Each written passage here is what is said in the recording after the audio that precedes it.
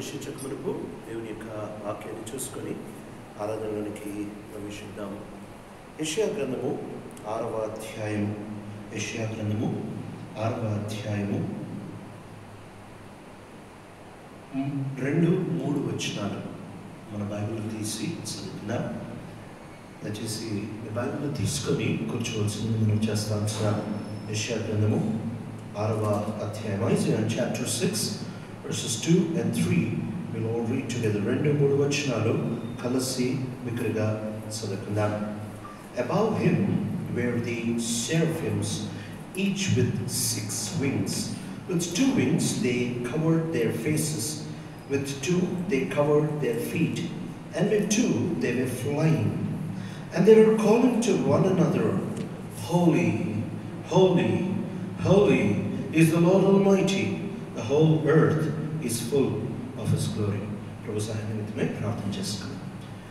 మహిమాన్వితుడా యేసుక్రీస్తు ప్రభువా, సమీపించరాని తేజస్సులో నివసిస్తున్న గొప్ప దేవా,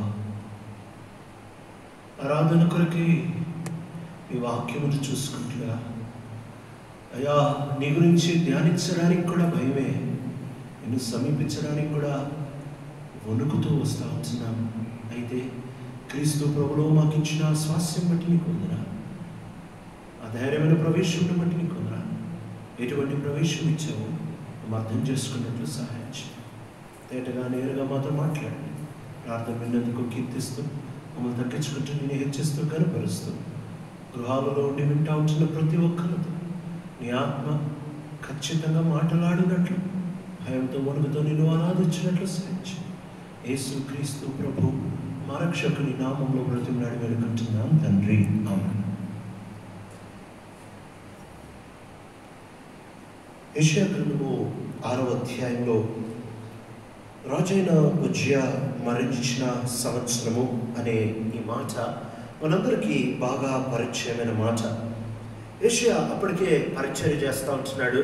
యెషయా అప్పటికే ప్రవక్తగా పేరు పొందుతూ వచ్చాడు.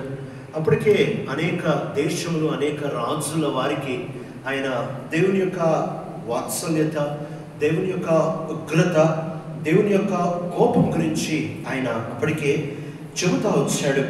ఇదంతా అయిపోయిన తర్వాత ఓ దినాన్న ఆయన మందిరము ఆవరణంలోనికి, మందిర ఆవరణం దగ్గర ఉంటున్నట్టు మనం చూస్తూ రావచ్చు. ఆయన చూస్తూ ఉంటున్న ఈ అద్భుతమైన, ఈ భయం పుట్టించే ఈ యొక్క దర్శనాన్ని తుకిగా పరిశుద్ధాత్మ దేవుడు సహాయం చేసిన కొలది చూసుకోవడానికి ప్రయత్నం చేద్దాం.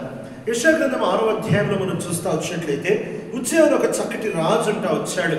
ఈ రాజు ఎన్నో సంవత్సరములు ఇశ్రాయేలు ప్రజల మీద ఏలుతా వచ్చాడు. రెండవ దినవృత్తాంతాలలో మనము ఉజ్జియా గురించి చూస్తూ రావచ్చు. 2వ దినవృత్తాంతముల గ్రంథము 26వ అధ్యాయం. ఈ రాజు చాలా చక్కగా వెళ్తా వచ్చాడు. ఈ వ్యక్తికి దేవుడు 3 శ్రేష్టమైన ఆశీర్వాదాలు ఇస్తా వచ్చినట్టు మనం చూస్తూ రావచ్చు. మొట్టమొదటిది 5వ వచనములో ఈయన దేవుణ్ణి వెతకడానికి జకర్యా అనే వ్యక్తిని దేవుడు ఇస్తా వచ్చాడు. ఈ రాజైన ఉజ్జియాకి దేవుడిని వెతకడానికి అవకాశాన్ని ఇస్తా వచ్చాడు. హి సాట్ గాడ్. 2వ దినవృత్తాంతాల గ్రంథం 26వ అధ్యాయము 5వ వచనం. He sought God during the days of Zechariah, who instructed him in the fear of God. దేవుని వెతుకుతా ఉంటున్నాడు. అక్కడ తాగట్లే, దేవుని భయం గురించి కూడా ఈ వ్యక్తికి బాగా తెలుసు. దేవుని భయం ఏంటో ఈ వ్యక్తికి అర్థమైంది. దేవుని వెతకడం అర్థమవుతుంది, దేవుడికి భయపడటం ఏంటో అర్థమవుతుంది. అక్కడ తాగట్లేదు. 5వ వచనం చివరి భాగం చెప్తా ఉంటుంది, God gave him success. దేవుడు ఆయనకి విజయం ఇస్తా వచ్చాడు. ఎప్పుడైతే దేవుడు ఆయనకి విజయం ఇస్తా వచ్చాడో నెమ్మదిగా ఈయన హృదయంలో గర్వము అనేది పుడతా వచ్చింది. నెమ్మదిగా ఈయన తన జీవితంలో నేను ఫలానా, నేను ఇది, నేను అది అని అనుకుంటా వచ్చాడు. అదే 16వ వచనంలో మనం చూస్తూ రావచ్చు. But after Uzziah became powerful, his pride led to his downfall. He was unfaithful to the Lord his God and entered the temple of the Lord to burn incense on the altar of incense. ఈ పరిస్థితిని ఒకసారి ఆలోచిద్దాం. ఉజ్జియా అనే రాజు దేవునికి భయపడడం అంటే ఏంటో నేర్చుకున్నాడు. దేవుడిని వెతకడం అంటే ఏంటో నేర్చుకున్నాడు. దేవుని దగ్గర నుంచి పొందడం ఏంటో నేర్చుకున్నాడు. ఈ 3 అద్భుతమైన పాఠాలు నేర్చుకున్న తర్వాత ఈ వ్యక్తిని దేవుడు ఎప్పుడైతే ఉన్నతమైన ఘనస్థితికి హెచ్చిస్తా వచ్చాడో గర్వం వచ్చి చెయ్యకూడని పని, అసలు ఊహలో కూడా ఆలోచించని పని ఈ వ్యక్తి ఏమవుతుందిలే, నాకు దేవుడు తెలుసు కదా, కూల్, నాకు దేవుడు తెలుసు కదా, కూల్, నేను ప్రార్థన చేసి దేవుడు వింటాడు కదా, దేవుడికి నాకు సంబంధాలు బాగానే ఉన్నాయి కదా, పర్వాలేదులే, కూల్, నేను దేవుని దగ్గర నుంచి చాలా పొందాను కదా అని చెప్పి ఓ రోజు ధైర్యం చేసి వెళ్ళకూడని స్థలానికి, గీత దాటకూడని గీతని, ప్రవేశించకూడని ఆవరణంలోనికి ఈయన ప్రవేశించాడట. ఎందుకు అనంటే లైట్గా తీసుకున్నాడు దేవుణ్ణి. ఈ వాక్యం వింటూ ఉంటున్న ప్రియమైన సహోదరుడా, సహోదరి, మన జీవితాల్లో దేవుణ్ణి చాలాసార్లు లైట్గా తీసుకుంటాం. ఓ ప్రాముఖ్యమైన విషయాన్ని మీతో చెప్పాలనుకుంటున్నాను. బైబిల్ చెప్తా ఉంటున్న మాట, యెహోవానైన నేను మార్పు లేని వాడును. దేవుడు అంటున్నాడు, I the lord do not change. యెహోవానైన నేను మార్పు లేని వాడును.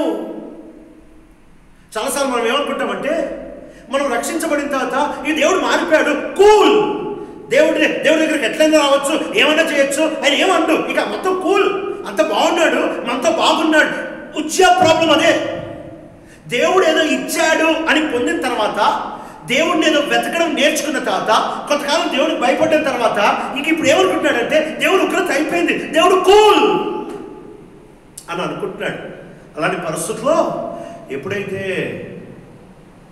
వెళ్ళకూడని స్థలానికి వెళ్ళాడో, చెయ్యకూడని పని చేశాడో, దాటకూడని గీత దాటాడో, వెంటనే ఉజ్జయాన్ని దేవుడు మొత్తడం మనం చూస్తా రావచ్చు. నొసల మీద కుష్ఠ ఆరంభం అయిపోయింది. నొసల మీద కుష్ఠ ఆరంభం అయిపోయిన తర్వాత ఆయన జీవితంలో ఒక భయంకరమైన విషాదమైన పరిస్థితి చూస్తా రావచ్చు. ఏంటి తెలుసా? మొట్టమొదటిది, ఆ వ్యక్తి తానే దేవుని మందిరంలోంచి వెళ్ళిపోవడానికి వేగిరపడ్డాడు. ఆయన ఎవరో పంపించడానికి ఎదురు చూడట్లేదు. ఆయన అక్కడ ఉంటున్న లేవీలు పంపిద్దామని అనుకుంటున్నప్పుడు బైబిల్ చెప్తా ఉంటున్న మాట, వాళ్ళు పంపించక మునిపే ఈయనకే వెళ్ళిపోబుద్దేస్తా ఉందంట. ఉండబుద్ధి ఏట్లేదు. 20వ వచనం, 2వ దినవృత్తాంతములు 26వ అధ్యాయం 20వ వచనం చివరి భాగంలో ఉంటుంది అన్నమాట. He himself was eager to leave because the Lord had afflicted him. అదే చివరిసారి తన మందిరానికి ఎప్పుడు రాలే. ఆయనకే మందిరం నుంచి వెళ్ళిపోదాం అనుకుంటున్నాడు. ఎందుకు తెలుసా? షాక్ అయిపోతున్నాడు. ఏంటి దేవుడు ఇట్లా సడన్ గా ఇలా వ్యవహరిస్తున్నాడు, ఏంటి దేవుడు? ఆ రోజు మందిరం నుంచి బయటకు వెళ్ళిపోవాల్సి వచ్చింది. ఇక్కడ ఉట్టి మందిరం నుంచి బయటకు వెళ్ళిపోవడమే కాదు, ఇంకో స్థలం నుంచి కూడా బయటకు వెళ్ళిపోతా వచ్చాడు. అదే 2వ దినవృత్తాంతముల గ్రంథము 26వ అధ్యాయము 21వ వచనం. King Uzziah had leprosy until the day he died. He lived in a separate house. మందిరం నుంచి వదిలి వెళ్ళిపోవాల్సి వచ్చింది. తన ఇల్లు కూడా వదిలేసి వెళ్ళిపోవాల్సి వచ్చింది. బైబిల్ చెప్తా ఉంటున్నమాట, తాను ఇంకా బ్రతికుండంగానే చచ్చిపోలే. వేరే పిల్లలందరినీ మీరు చూస్తే తన నాన్న చచ్చిపోయిన తర్వాత రాజులయ్యారు. కానీ ఇక్కడ మీరు చూస్తా వచ్చేట్లయితే ఇంకా నాన్న బతికే ఉన్నాడు. ఉజ్జయ ఇంకా ఉన్నాడు. చాలా అరుదు ఇలాంటి సందర్భాలు. ఉజ్జయ ఇంకా బ్రతికుండంగానే తన కుమారుడు ఎరడం 21వ వచనం చివరి భాగంలో చూస్తా రావచ్చు. Jotham, his son, had charge of the palace, governed the people of the land. ఉజ్జయ బ్రతుకున్నాడు, మందిరం నుంచి వెళ్ళిపోయాడు.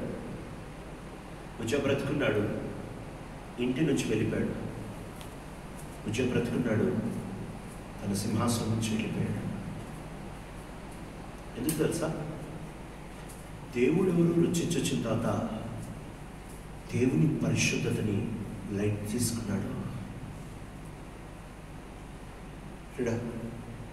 ఇది నాన్న ఒకసారి ఈ దేవుని పరిశుద్ధత ఏంటో ఒకసారి అర్థం చేసుకో. మనం ఉంటున్న భయంకరమైన తప్పు అవగాహన ఏంటంటే, యేసు ప్రభువులకు ఒకసారి వచ్చిన తర్వాత ఇంకా కూల్, దేవుడు ఏం చేయడు కాదు. నువ్వు దేవుడు ఎరిగిన తర్వాత కూడా, నువ్వు దేవుడిలోకి వచ్చిన తర్వాత కూడా, నువ్వు ప్రార్థన చేయడం నేర్చుకున్న తర్వాత కూడా ఆయన మారలే. ఆయన అదే దేవుడు. ఆయనకి ఎంత క్లోజ్ అయిపోయినా ఆయన పాపం చూసి కూల్ లైట్ నాకు నువ్వు తెలుసు కదా అని ఉండవు. ఆయనకు ఒక్కటే తెలుసు, పాపాన్ని శిక్షించడం ఆయనకు తెలుసు. ఈ ఉజ్జియా ఏ స్థలానికైతే వెళ్ళాడో, ఏ బలిపీఠం దగ్గరికి, ధూప వేదిక దగ్గరికి వెళ్ళాడో, ఎక్కడ ఆగిపోయిందో అక్కడ యెషయా 6 మొదలవుతా ఉంది. అదే ధూప వేదిక దగ్గర నుంచి, ఏ ధూప వేదిక నుంచి ఉజ్జియా రాజయుండి, ధనవంతుడయుండి, విస్తారమైన పొలాలు కలిగి ఉండి, విస్తారమైన పండ్లు కలిగి ఉండి, విస్తారమైన ఫలాలు కలిగి ఉండి, విస్తారమైన సైన్యము కలిగి ఉండి, విస్తారమైన వ్యాపకాలు కలిగి ఉండి, విస్తారమైన పేరు కలిగి ఉండి, విస్తారమైన సైన్యాన్ని కలిగి ఉన్న తర్వాత కూడా దేవుడు ఒక్కసారి కత్తిరి చౌతలు పారేశాడు. ఈరోజు దేవుడి దగ్గర నువ్వు చాలా పొందుండొచ్చు, ఆయన పరిశుద్ధుడు అనే మాట మర్చిపోద్దు. ఇప్పుడు వస్తున్నాం. అసలు దేవుడి పరిశుద్ధత ఎక్కడ ఉజ్జియా ఆపేశాడో అక్కడ ఒక కొత్త దర్శనంతో మొదలవుతా ఉంది ఆయన పరిశుద్ధత. వద్దాం యెషయా గ్రంథం 6వ అధ్యాయానికి, ఐజయా చాప్టర్ 6 తీద్దాం మన బైబిల్లో. యెషయా గ్రంథం 6వ అధ్యాయం. రాజైన ఉజ్జియా మరణించిన సంవత్సరమున, అప్పుడు ఇశ్రాయేలు సింహాసనం ఖాళీగా లేదు. తన కుమారుడు ఆల్రెడీ జోతాం సింహాసనం మీద కూర్చొని ఉన్నాడు. ఇదంతా యెషయా రాజు చూస్తూ ఉంటున్నాడు. యెషయా ప్రవక్త చూస్తూ ఉంటున్న దినాల్లో ఆయన అప్పటికే పరిచర్యలో ఉన్నాడు. యెషయా అప్పటికే ఆత్మ తన మీదకి రావడం అంటే ఏంటో తెలుసు. అప్పటికే దేవుని మాటలు చెప్పడం అంటే ఏంటో తెలుసు. అప్పటికే దేవుని ప్రజలకు పరిచర్య చేయడం అంటే ఏంటో యెషయా బాగా తెలుసు. ఇది తెలిసిన తర్వాత యెషయా ఇప్పుడు చూస్తూ ఉంటున్నాడు. ఇక్కడ మీరు స్పష్టంగా చదివితే మీకు అర్థమవుతుంది ఏంటంటే, యెషయా చూస్తూ ఉంటున్న ఈ దర్శనం కేవలం ఇది ఒక మందిరంలో దర్శనం కాదు. అచ్చంగా ప్రకటన గ్రంథంలో యోహానికి ఎలా పరలోకం తెరవబడతా వచ్చిందో అలా తెరవబడిన దర్శనాన్ని చూస్తున్నాడు యెషయా. చూస్తా ఈ దర్శనంలో ఈయన గమనిస్తున్న విషయాలని మనం చూస్తా రావచ్చు. అక్కడ దేవుడు ఉన్నాడు. దేవుడు ఉన్నప్పుడు ఆయన మీద, దేవుని మీద ఎగురుతా ఉంచిన సేరాఫుల్ని చూస్తా రావచ్చు. దాదాపు సేరాఫుల్ మనకి ఇక్కడే కనపడతారు. దాదాపు మనకి బైబిల్లో ఎక్కడ కనపడరు. ఈ సేరాఫులు విచిత్రమైన జీవులు. ఏం చేస్తూ ఉంటున్నారో, ఎందుకున్నారో మనకు తెలియదు, కానీ వాళ్ళ గురించి బైబిల్ చెప్తా ఉంటున్న మాట ఏంటంటే, దేవుడు వాళ్ళు తయారు చేసేటప్పుడు ఒక స్పెసిఫిక్ టైప్లో తయారు చేశాడు. మొఖాలు కప్పుకుంటున్నారు, కాళ్ళు కప్పుకుంటున్నారు, ఎగురుతున్నారు. ఎగురుతా అంటా ఉంటున్న మాట ఏమంటున్నారంటే, హోలీ హోలీ హోలీ, పరిశుద్ధుడు పరిశుద్ధుడు పరిశుద్ధుడు, ద ట్రైయూన్లీ హోలీ గాడ్. త్రిత్వమైన పరిశుద్ధత. పరిశుద్ధత అంటే ఏంటి తెలుసా? మీనింగ్ ఆఫ్ హోలీనెస్, పరిశుద్ధత. హోలీ అంటే అర్థం ఏంటి? అసలు పరిశుద్ధత అంటే అర్థం ఏంటి అంటే ఏం లేదు, చాలా సింపుల్. పరిశుద్ధత అని అంటే అపార్ట్, బీ అపార్ట్నెస్ అంటే వేరుగా ఉండడం. ఇక దేంతో కలవకుండా వేరుగా. పరిశుద్ధత అంటే అంతే, వేరుగా, ఇక దేంతో కలవకుండా వేరుగా. మన ప్రాబ్లం ఏంటంటే, మనం దేవుణ్ణి మంచోడు అనుకుంటాం. దేవుణ్ణి మనలాగా ఒక మంచోడు, ఒక నీతిపరుడు, ఒక న్యాయం జరిగించే ఒక మంచి అడ్వకేట్ ఉంటే దేవుడు లాంటివాడండి ఆయన. ఒక నీతిగా బతికేవాడు దేవుడు లాంటివాడండి. Non sense. బైబిల్ చెప్తా ఉన్నమాట ఏంటి తెలుసా? హోలీ హోలీ హోలీ హోలీ అంటే అపార్ట్.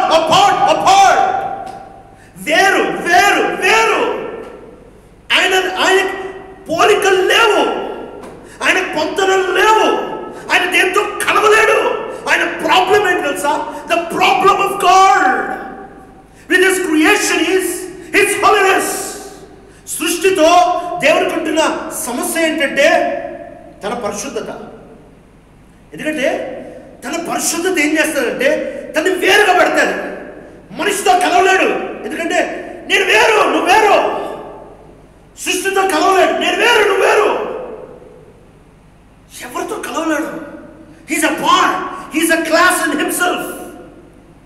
దేవుణ్ణి డిస్క్రైబ్ చేయాలంటే మనకు మాట్లాడవు, ఎందుకంటే ఇట్స్ డిఫరెంట్. ఒకవేళ ఒక కుందేలు ఉంది, కుందేలు చూడనోడికి కుందేలు గురించి చెప్పాలి. కుందేలు ఎన్నడూ చూడనోడికి కుందేలు గురించి చెప్పాలంటే ఎటు చెప్తావు? రే నీకు పందికొక్క తెలుసా అంటే తెలుసా, పందికొక్కలాగా ఉంటుంది చూడడానికి. అవునా, ఓకే. తెల్ల కలర్ వైట్ తెలుసు కదా, వైట్. తెల్ల పందికొక్క ఎట్లుంటుంది అట్లా.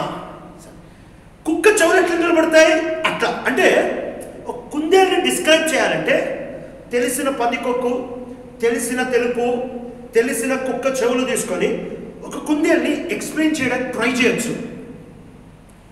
దేవుడితో ప్రాబ్లం ఏంటి తెలుసా? ఆయన ఒక్కడే. ఇంకా ఆయనని ఇదిగో అది చూసావు కదా దానిలాగా, ఇదిగో ఆయన చూసావు ఆయనలాగా, ఇదిగో దీన్ని చూసా ఈయనలాగా. No no no no, he's a part, he's a category in himself. ఆయనే ఆయనని వీళ్ళలాగా వాళ్ళలాగా దీనిలాగా దానిలాగా. నో,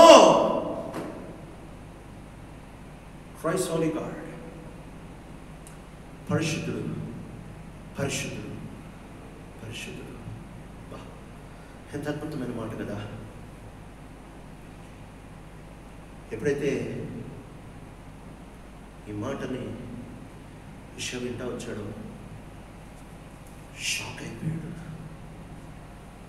ఎందుకంటే ఎంత అపార్ట్, ఎంత వేరంటే దేవదూతలు కూడా, సేరాఫులు స్పెషల్ కైండ్, సేరాఫులు కూడా చూడలేరు.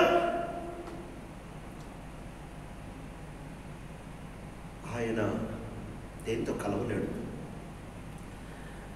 ఈ దేవుని సన్నిధి ఎప్పుడైతే యెషయా చూస్తా వచ్చాడో ఆ పరిశుద్ధతని వర్ణించేటప్పుడు బైబిల్ ఒక అద్భుతమైన 3 మాటలు రాస్తా ఉంది. మొట్టమొదటిది మొదటి వచనంలో, the train of his robe field the temple. ఆయన పరిశుద్ధమైన వాతావరణం ఎప్పుడైతే వచ్చిందో మందిరం మొత్తం నింపబడింది. ఏ యాజకుడు దాని లోపల రాలేకపోతున్నాడు, ఏ లేవీయుడు దానిలో పరిచయం చేయలేకపోతున్నాడు, ఏ ప్రవక్త దాని లోపల నిలబడలేకపోతున్నాడు. ఫుల్గా నిండిపోతా వచ్చింది. Train of his robe, train of his robe. Train of his robe అంటే ఎంత ఘనమైన వ్యక్తి. ప్రత్యేకంగా మన దేశంలో ఈ కాన్సెప్ట్ తక్కువ, కానీ ఇంగ్లాండ్ దేశంలో, వెస్టర్న్ కంట్రీస్లో, ఆ తర్వాత కొన్ని ఈస్టర్న్ కంట్రీస్లో మనం చూస్తూ వచ్చినట్లయితే వేలు ఉంటుంది. ఆ వేలు ఎంత పొడుక్కుంటే ఆ వ్యక్తి అంత రాయల్ అన్నట్టు. ఆ వ్యక్తి నడుస్తూ ఉంటే ఆ వెనకాల ఉంటున్న వేలు ఎంత పొడుక్కుంటే అంత గ్రేట్ అన్నట్టు. ఇక్కడ ఎంత పెద్ద వేలు అంటే సర్వోన్నతమైన సింహాసనం మీద కూర్చున్న దేవుడు అక్కడి నుంచి the train of his robe, ఆయన వస్త్రము ఆకాశము నుంచి కింద మందిరాన్ని నింపేసిందంట. అంటే నా పరిశుద్ధతని తట్టుకోగలిగిన మందిరం కూడా లేదు. God is not coming in to the temple. దేవుడు మందిరంలోకి రాట్లే. ఈ పరిశుద్ధమైన ఈ పరిస్థితిలో చదువుతా వచ్చినప్పుడు ఈ సో హోలీ, ఆయన ఎంత పరిశుద్ధుడంటే మందిరం లోపల కూడా రావట్లేదు. కేవలం ఆయన వస్త్రం చెంగు నింపేసింది మందిరాన్ని. ఈ సో హోలీ అంటే మందిరాన్ని వస్త్రం చెంగు మూసేసి ఆయన పరిశుద్ధత వస్తుంటే, ఆయన పరిశుద్ధతతో, పూర్తి పరిశుద్ధతతో కనుక దిగాడనుకో బలిపీఠాలు కాలిపోతాయి. పూర్తి పరిశుద్ధతతో దిగాడనుకో, జస్ట్ శాంపుల్ పరిశుద్ధతతో, శాంపుల్తో ఆయన దిగాడు. ఎప్పుడైతే మనము ఏలియా దినాల్లో మొదటి రాజుల గ్రంథం 18వ అధ్యాయం చదువుతూ ఉంటామో అక్కడ మంట దిగింది. మంట దిగినప్పుడు కేవలం అది శాంపుల్. బలి పశువుని రాళ్లను, కట్టెలను, కందకంలో ఉంటున్న నీళ్లను భూమికి మొత్తం దయచేసిందంట. ఏం వదిలిపెట్టలే. It completely consumed everything. మొత్తం తీసేసింది. ఆయన ఫుల్ పరిశుద్ధతతో కనుక భూమి మీద దిగాడనుకో, బాగా గుర్తుపెట్టుకో. ఆయన ఫుల్ పరిశుద్ధతతో నీ ఇంట్లో దిగాడనుకో, నీళ్ళు స్మాష్. ఆయన పూర్తి పరిశుద్ధతతో కనుక ఒకవేళ జస్ట్ మందిరంలో దిగాడనుకో, మందిరం స్మాష్. ఈరోజు మనం చూసేది ఒక యాంగిల్. అంతెందుకు, మోషే లాంటి గొప్ప దైవజనుడే, చాలా గొప్ప దైవజనుడు, ముఖాముఖ దేవుని చూశాడు అని బైబిల్ చెప్తుంది. స్నేహితుని వల్ల పరిచయం చేసుకున్నాడు. ఈ దేవుడిని చూసి ఓ రోజు, ప్రభా ఒక మంచి కోరిక కలుగుతుంది, నువ్వు నాకు చాలా ఇచ్చావు, కానీ I want to see you, Lord. నేనే చూడాలనుకుంటున్నా. I want to see your face. నీ ముఖాన్ని చూడాలనుకుంటున్నా ప్రభా. దేవుడు అన్నాడు, ఏం మారినావు మోషే, ఏం మారినావు? నువ్వు గనక నన్ను చూసావనుకో తట్టుకోలేవు, చచ్చిపోతావు. Smash. Even God could not give the flesh of Moses the capacity to tolerate the full vision of the holiness of God. చాలా గంభీరమైన మాట మళ్ళీ చెప్తున్నా. దేవుడు కూడా ఒక మనిషి శరీరంలో ఉన్నప్పుడు తన పూర్తి పరిశుద్ధతని చూసి బ్రతికే అంత సామర్థ్యాన్ని ఈ శరీరానికి దేవుడు కూడా ఇవ్వలేడు. సెరాఫులకే ఇవ్వలేదు, నిత్య జీవులైన సెరాఫులకే ఇవ్వలేదు. చూస్తే కాలిపోతున్న భయం, రగులుతూ ఉంటున్న పరిశుద్ధత, తట్టుకోలేని పరిశుద్ధత. Even God with his capacity cannot endow us with tolerance to see his full holiness and yet remain alive. అందుకనే మోషే అంటాడు, మోషే పోతావు మోషే, నువ్వు ఉండడం ఏంటి మోషే? పర్వతం ఎగిరిపోద్ది. నువ్వు పర్వతం ఏంటి మోషే? భూమి అవుట్. నేను కొండలో స్థలంలో నేను పెడతా, నా చేతితో నిన్ను కప్పుతా, ఎందుకంటే నువ్వు తట్టుకోలేవు, నా చేయి తట్టుకోగలను. నా పరిశుద్ధతని నేను ఒక్కడే తట్టుకోగలను. దేవుని పరిశుద్ధత ఏంటి తెలుసా? ఎంత పరిశుద్ధత అంటే ఆయన ఒక్కడే తట్టుకోగలడు, ఇంకంతే. ఏ దేవదూత, ఏ పరలోకం, ఏ భూమి, ఏ సింహ, nothing can tolerate if God unleashes the full vision of his holiness. అందుకనే చేత దాచి ముందు వెళ్ళిన తర్వాత వెనక భాగం జస్ట్ లైట్గా అలా చూశాడు. ఆ దానికే మోషే ముఖం కిందకు వచ్చేటప్పటికి ప్రకాశిస్తా ఉంటే జనం భయపడ్డారు. ఏంటి మోషే, ఏంటి భయం పొందిన ముఖం, ఏమైనా కప్పుకో. ఏంటి భయం? ఈ మనిషి దేవుని వెనక భాగాల్లో ఒక ముక్క చూస్తే ఈయన లోపల నుంచి వచ్చే వెలుగు వీళ్ళకి భయం పుట్టించిందంట. స్ట్రైట్గా చెప్తున్నాడు, నా ఫుల్ పరిశుద్ధతను చూసి ఎవరు ఉండలేరు మోషే. యెషయా ఎప్పుడైతే ఈ పరిశుద్ధమైన దర్శనం చూస్తున్నాడో షాక్ అయిపోయాడు ఫస్ట్ టైంకి యెషయా. ఏంటి ప్రభా, నీ పరిశుద్ధతను తట్టుకోవడానికి నీ మందిరం కూడా సరిపోదు, అందుకని మందిరం మూసేశాడు. రెండోది, నీ పరిశుద్ధత దర్శనం ఎప్పుడైతే వస్తా ఉందో అప్పుడు 4వ వచనం, యెషయా గ్రంథం 6వ అధ్యాయం 4వ వచనం, నాన్ లివింగ్ థింగ్స్ బైబిల్ చెప్తున్నమాట. At the sound of their voices, the doorposts and the threshold shook, and the temple was filled with smoke. పరిశుద్ధతని వర్ణించే శబ్దం వినపడితేనే నిర్జీవమైన గుమ్మాలు, పునాదులు, వణుకుతున్నాయి. The doorposts and the thresholds shook, vibrate అయిపోతున్నాయి.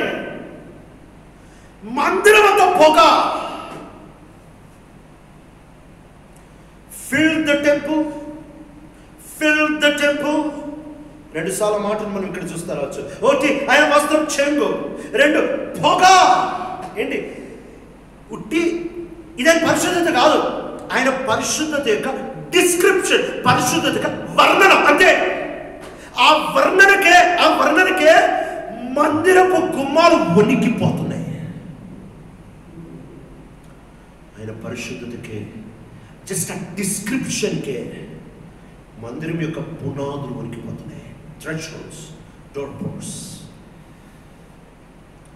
అప్పుడు ఈ గంభీరమైన దర్శనాన్ని చూసి మందిరం వణుకుతుంది, మందిరం గుమ్మాలు వణుకుతున్నాయి, మందిరం కప్పబడింది, నాన్ లివింగ్ థింగ్స్ వణుకుతున్నాయి. ఇప్పుడు యెషయా తన జీవితంలో షాక్ అయిపోయి ఎలా రెస్పాండ్ అవుతున్నాడు. వద్దాం 5వ వచనానికి. ఇక్కడ అంటున్నాడు యెషయా ప్రవక్త, దేవుడిని ఎరిగినవాడు, దేవుడిని తెలుసుకున్నవాడు, దేవుని సేవకుడు, చాలా నమ్మకంగా జీవిస్తున్నవాడు, చాలా పరిశుద్ధంగా జీవిస్తున్నాడు, చాలా నిష్ఠగా జీవిస్తున్నాడు, చాలా ఖచ్చితంగా జీవిస్తున్నాడు. ఈ వ్యక్తి he was maybe the most holy man of that time. Noah దినాల్లో నోవా ఎలా అందరిలో పరిశుద్ధుడిగా ఉంటా వచ్చాడు, లేక అందరిలో నీతిమంతుడిగా ఉంటా వచ్చాడు, ఈ యెషయా కూడా బహుశా తన దినాలు అలా ఉన్నాడు. ఈ యెషయా ఒక్కసారి అప్పటి వరకు I'm a prophet, I'm a servant of God, I'm a holy man, నేను ప్రవక్తని, నేను పరిశుద్ధుని, నేను ఒక దేవుని సేవకుడిని అని చెప్పి తనకి ఎన్నో క్వాలిఫికేషన్స్ ఉన్నాయి. ఒక్కసారి పరిశుద్ధతను చూశాడు, పూర్తిగా చూడలే. భూమి మీద చూస్తున్నాడు కాబట్టి చిన్న పార్ట్. ఇప్పుడు అంటున్నాడు 5వ వచనం, Woe to me, I cried, I am ruined. KJV బైబిల్లో చాలా చక్కటి మాట ఉంటాయి. Woe to me, for I am undone.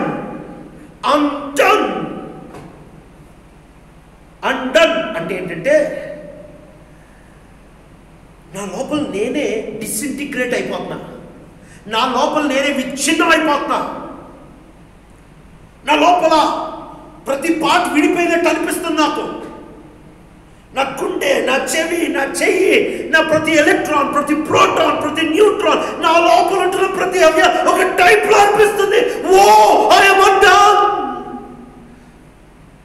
నిజంగా పెద్ద మాట కదా. ఆ మాట వేరే తర్జుమాలోనికి వచ్చేటప్పటికి వెళ్ళిపోతుంది. ఒరిజినల్ లాంగ్వేజ్లో ఐ యామ్ డిసింటిగ్రేటింగ్. ముక్కలు ఎలా విడిపోతారు, అలా నేను విడిపోతాను, నాలో నేను విడిపోతున్నాను. ఎందుకు యెషయా అంటే ఆ పరిశుద్ధత నేను తట్టుకోలేకపోతున్నాను. I'm undone. For my eyes seen the King, Lord Almighty. I am undone. సంగా ఈ మాట అనగానే అప్పుడు అంటాడు,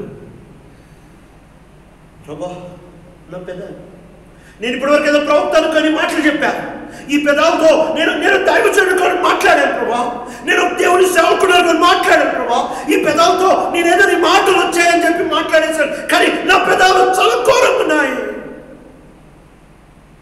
He saw the holiness of God. దేవుని పరిశుద్ధ, గంభీరమైన పరిశుద్ధత, భయంకరమైన పరిశుద్ధత, దయించే పరిశుద్ధత, కాల్చే పరిశుద్ధత, నాశనం చేసే పరిశుద్ధత, విచ్ఛిన్నం చేసే పరిశుద్ధత, సమాజ్ చేసే పరిశుద్ధత, బూడి చేసే పరిశుద్ధత చూశాడు. షాక్ అయిపోయాడు. అవ్వా నువ్వెవరు నేను ఇప్పటివరకు అర్థం చేసుకోలే, ఎంత పరిశుద్ధుడువా.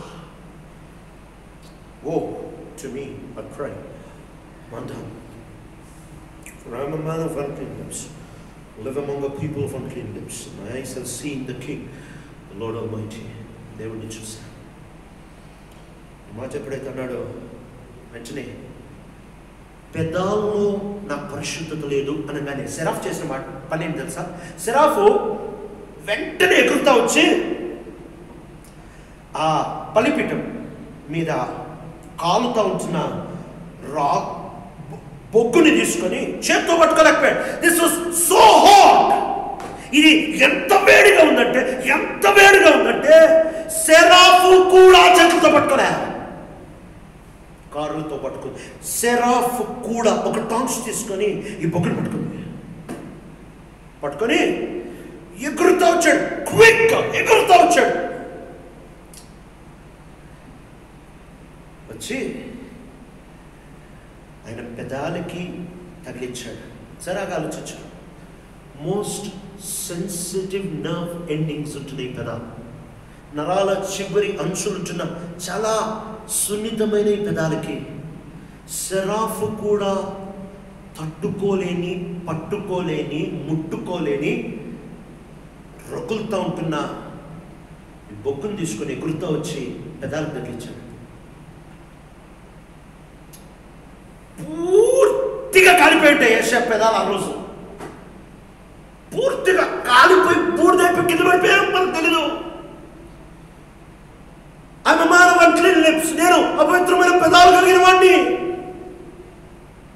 మాట వినంగానే వెంటనే సెరాఫ్ వచ్చి ఇది తగిలించి మూతి మొత్తం కాలిపోయింది. ఇంకా పెదాలు లేవు, పూర్తిగా బూడిదైపోయింది. ప్రవక్త పెదాలు లేవు. అప్పుడు అంటున్నాడు, ఇదిగో ఇది నిన్ను తాకింది కదా, నీ పాపం పరిహరింపబడింది. అటోన్ ఫర్, పాపం క్షమించు. ఇప్పుడు ఈ దాంట్లో మనం పెట్టుకుందాం. యెషయానే దేవుడి దగ్గరికి వచ్చినప్పటికీ దాని పరిస్థితి అయితే, నువ్వు వేరే దేవుడి దగ్గర రావట్లేదు. Never think that you are coming to a different God. You are coming to the same holy God, wrathfully holy, a God who is triunely apart, perfect God. వేరే దేవుడి దగ్గరికి రాట్లే, సేమ్ గాడ్. యెషయా దేవుడి దగ్గరికి వచ్చాడు, అదే దేవుడి దగ్గరికి వస్తాం.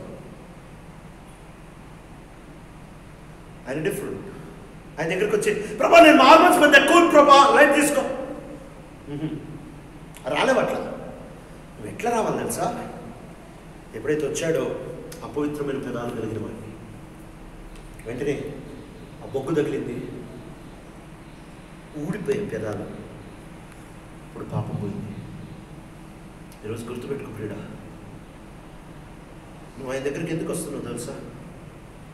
నువ్వు వచ్చి ఒక్కొక్క పాపం పుట్టు. ప్రభా నా చేతులు పాపం చేసి తగిలి చేతి బూడిదైపోయి, ప్రభా నా కడుపుతో పాపం చేశా, రాగుతున్న ఆ బొగ్గు నీ కడుపు బూడిద చేయాలా ప్రభా, నా కళ్ళతో పాపం చేశా, అది కళ్ళకి తగ్గల ప్రభా, చెవులకి అలా నీ ప్రతి అవయానికి తగిలితే ఈ మిగిలేది బూడిదే కదా. మనం అదే దేవుడి దగ్గరికి వస్తాం. కానీ ఎట్లా వస్తాం తెలుసా? యెషయా గ్రంథం క్షమించండి, రోమీయులు రాసిన పత్రిక 8వ అధ్యాయం 1వ వచనంలో, Now then there is no condemnation to him who is in Christ Jesus. యేసు క్రీస్తు ప్రభులో ఉన్నవారికి ఏ శిక్ష విధి లేదు. దేవుని పరిశుద్ధతకి మందిరం తట్టుకోలేకపోయింది. దేవుని పరిశుద్ధతని నిర్జీవమైన వస్తువులు తట్టుకోలేకపోయాయి. దేవుని పరిశుద్ధతని ఆ కాలంలో ఉంచిన అతి పరిశుద్ధమైన వ్యక్తి తట్టుకోలేకపోయాడు. నేను కూడా అదే దేవుడి దగ్గరికి వస్తాను. నిన్ను తొక్కేయడానికి, నిన్ను నలిపేయడానికి, నిన్ను కాల్చేయడానికి, నిన్ను బుడుగు చేసేయడానికి, నువ్వు అసలు లేకుండా నిన్ను మట్టు మాయం చేయడానికి, నాన్ ఎగ్జిస్టెన్షియల్ గా నిన్ను చేసేయడానికి, నిన్ను తొక్కేసి నిత్య నరకంలో పారేయడానికి దేవుని మంట రగులుతూ ఉంటుండగా నీకెందుకు ఏమవట్లేదు తెలుసా? చాలా సింపుల్. నీకెందుకు ఏమవట్లేదు తెలుసా? నువ్వు యేసు ప్రభులో ఉన్నావు. అదే రోమా 8:1 చెప్తుంది. For those who are in Christ, not with Christ, in Christ. క్రీస్తుతో కాదు, క్రీస్తులో. క్రీస్తులో యు ఆర్ ఇన్ క్రైస్ట్. నువ్వు యేసు ప్రభు లోపల ఉన్నావు. యేసు ప్రభు లోపల ఉన్నావు కాబట్టి ఇప్పుడు ప్రభు నా పెదాలు అనగానే వెంటనే ఆ కారుతున్న బొగ్గొచ్చి యేసయ్య పెదాలకి, ప్రభు నా కళ్ళు యేసయ్య కళ్ళకి. నీ మీద రావాల్సిన శిక్ష అంతా యేసయ్య మీద పడిపోయింది. యెషయా స్వంత పెదాలు కాలిన తర్వాత యెషయా పాపం పోయిందన్నారు, పెదాల్లో ఉంచిన పాపము. అట్లానే నువ్వు యేసు ప్రభులో వచ్చినప్పుడు యేసు ప్రభుపై పూర్తి శిక్ష పడింది. ఈరోజు నువ్వు నేను ఇట్లున్నామంటే యేసుక్రీస్తు ప్రభువారి కవరింగ్, ప్రేమ లోపలికి మనం వచ్చాం కాబట్టి. ప్రేమైన సహోదరుడు సహోదరి, యెషయా ఏ దేవుడిని కలిశాడు, నీ ఇంట్లో నువ్వు కూడా అదే దేవుడి దగ్గరికి వెళ్తున్నావు. యెషయా దేవుడిని మందిరంలో కలిశాడు, నువ్వు నీ ఇంట్లో అదే దేవుడి దగ్గరికి వెళ్తున్నావు. శరాఫులు ఏ దేవుడిని అయితే వర్ణిస్తూ ఉంటున్నారు, అదే దేవుడి దగ్గరికి నువ్వు కూడా వెళ్తున్నావు. ఇంత గొప్ప దైవజనుడిని తట్టుకోలేకపోతే నువ్వు నేను ఎక్కడ ఇస్తాను అనుకుంటా. అయితే మనకు ఒక అద్భుతమైన సదుపాయం, యేసుక్రీస్తు ప్రభువారు ఆయన లోపలికి వచ్చారు. మనకి తగలాల్సిన బొగ్గ ఆయనకి తగిలింది. తండ్రి ఉగ్రత ఆయన మీద పడింది. పొగలొచ్చేటట్టు ఆయన దహించేశాడు. యేసు ప్రభుని సిలువ ఎవరు వేశారు తెలుసా? నువ్వు కాదు, నేను కాదు, మనిషి కాదు. బైబిల్ చాలా స్పష్టంగా చెప్తుంది యేసు ప్రభుని ఎవరు సిలువ వేశారు. అపోస్తలుల కార్యాలు 2వ అధ్యాయం 23వ వచనం. అపోస్తలుల కార్యాలు 2వ అధ్యాయం 23వ వచనం. This man unto Jesus, this man was handed over to you by God's set purpose and foreknowledge, and you with the help of wicked men put him to death by nailing him on the cross. ఇది మనిషి కాదు, దేవుని ప్రణాళిక. యేసు ప్రభుని సంపడం, మేకులు దించాడు, బూడి చేశాడు. దేవుని ప్రణాళిక. It's God's set purpose and foreknowledge. దేవుడే యెషయా పెదాల మీద సెరాఫ్ ఎట్లా పడ్డాడో, నీ పాపాల మీద పడిపోవడానికి దేవుని పరిశుద్ధత ఎదురు చూస్తున్నప్పుడు యేసయ్య అడ్డొచ్చాడు. యేసయ్య అడ్డొచ్చాడు. అడ్డొచ్చి నిలబడి నీ శిక్ష అంతా ఆయన మీద వేసుకున్నాడు.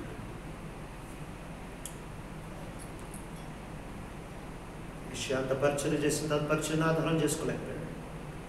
యెషయా అంత ప్రార్థన పరుడైన ప్రార్థన ఆధారం చేసుకున్నాడు. యెషయా అంత దైవజనుడైన దైవ జనుని గుణాలను ఆధారం చేసుకోలేకపోయాడు. యెషయా ప్రవక్త అయిన తన ప్రవచనాలను ఆధారం చేసుకోలేకపోయాడు. కృప మీద ఆధారపడొచ్చాడు. ఈరోజు ఎంత కూల్గా వస్తావు దేవుని దగ్గరికి. Do you know that you are approaching a most holy God? అసలు holy పదాలు పలకడానికి కూడా భయపడాలి మనం. ఆయన దగ్గరికి వెళ్తున్నాం, అంత భయం లేకుండా వస్తాం కదా. అయినా మనకి ఎందుకు ఏమవట్లేదు తెలుసా? యేసు ప్రభులో ఉన్నాం కాబట్టి. తెలుసు ప్రభా, నాకు నేనుగా యేసయ్య బయట కనుక నీ దగ్గరికి వస్తే యెషయా కొట్టి పెదాలు మూతి కాలిపోయిందంటే నేనైతే మొత్తం కాలిపోతాను. దేవుని మంటకుంటున్న స్పెషాలిటీ ఏంటి తెలుసా? ఆఫ్టర్ ఆల్ నెబుకద్నెజరు మంట పెట్టాడు. పెట్టి పిచ్చెక్కి కాపు వచ్చి 7 రెట్లు పెంచండి అన్నాడు. పెంచోడు చచ్చిపోయాడు. ఆ తర్వాత దాంట్లో షడ్రక్ మేషక్ అబేద్నెగోలు వేస్తారు. మామూలుగా అనుకుందాం, ఒక వేరే వ్యక్తిని అలా వేసారు అనుకుందాం. ఆ మంట ఏం చేస్తుంది? ఒక్క క్షణం అలా కాల్చేస్తుంది అంతే.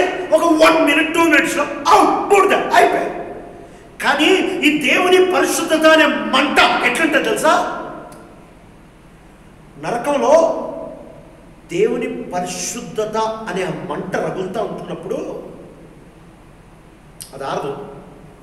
నిన్ను సావనివ్వకుండా కాలుస్తుంది, నిత్యత్వానికి సావనివ్వకుండా కాలుస్తుంది. అలాంటి పరిశుద్ధత మనం ఎందుకు తట్టుకుంటున్నామంటే యేసు క్రీస్తు ప్రభువు వారిలో మనం వచ్చాం కాబట్టి. నువ్వు చేస్తున్న ప్రతి ప్రార్థన యేసయ్యలో నుంచి చేయాలి. నువ్వు బ్రతుకుతున్న ప్రతి క్షణం యేసయ్యలో నుంచి బ్రతకాలి. నడుస్తున్న ప్రతి క్షణం యేసయ్యలో నుంచి నడవాలి. నువ్వు ఆయన చూడాలనుకుంటున్న ప్రతి క్షణం యేసయ్యలో నుంచి ఆయన చూడాలి. 1 సెకండ్ 1 మిల్లీ సెకండ్ కూడా నువ్వు కనుక బయటకు వచ్చి ఆ కూల్ అవుట్ క్లాస్ ఉండలేవు. యేసులో మనకిచ్చిన స్వాస్యం బట్టి ఇంత పరిశుద్ధుడువా, ఆయన పరిశుద్ధత తగ్గలే, తన కుమారుడు అడ్డొచ్చాడంతే. ఈరోజు కూడా మనం ఆ దేవుడి దగ్గరికి వస్తుండగా యేసులో నాకెంత భద్రత ఇచ్చావు ప్రభా, ఇదిగో నా ఆరాధన, నన్ను కప్పిన యేసుని బట్టి నీకు ఆరాధన, నా కొరకు అడ్డు నిలబడిన యేసుని బట్టి నీకు ఆరాధన, నా కొరకు తనకున్నదంతా పోగొట్టుకున్న యేసుని బట్టి నీకు ఆరాధన. యెషయా లాంటోడికి ఎవరు మధ్యవర్తి దొరకలేదు, అలాంటి పాపికలో దొరికావా, ఇది మన ఆరాధనలో ప్రవేశిద్దాం. కొద్ది క్షణాలు మన జీవితాన్ని ప్రభు సన్నిధిలో మన గృహాల్లోనే ఉండి కుటుంబంతో ఒకరి తర్వాత ఒకరు